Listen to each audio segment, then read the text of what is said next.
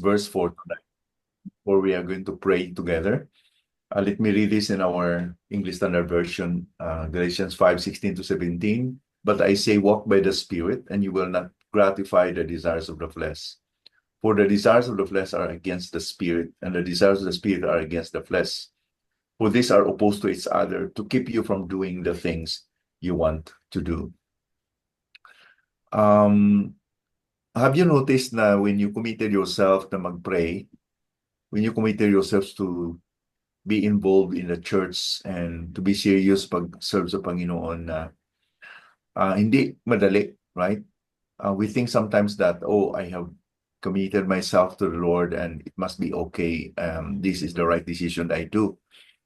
But the reality is that the problem is tayo mismo, no? Because we have this tension within us.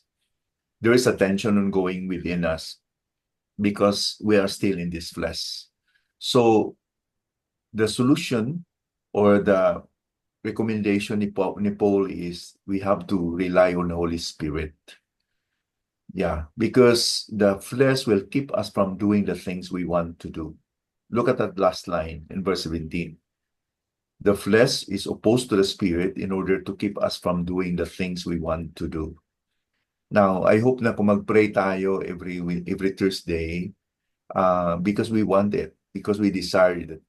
Nandun yung nilasa natin, nandun yung desire natin.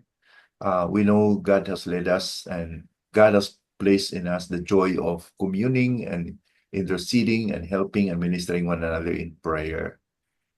But it's not always a feeling like that. You know, as I said to you, pagod, may mga times na tinatamad tayo, and we know that this is not coming from God. This is coming from the flesh. So I just want us to recognize this because this gives us more reason to be prayerful.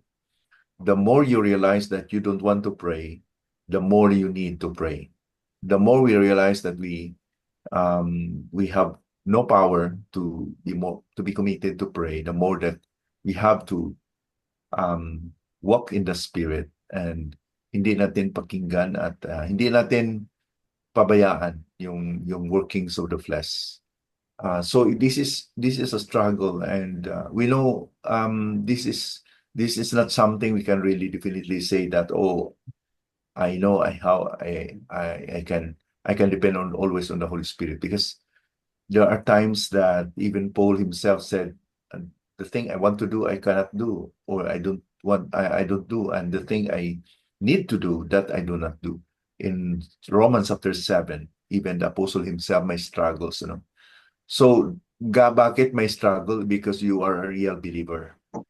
Now, there is a struggle for a real believer because nandoon yung banal na espiritu and nakatension ng flesh. You see, kung walang banal na espiritu, there will be no struggle. Why?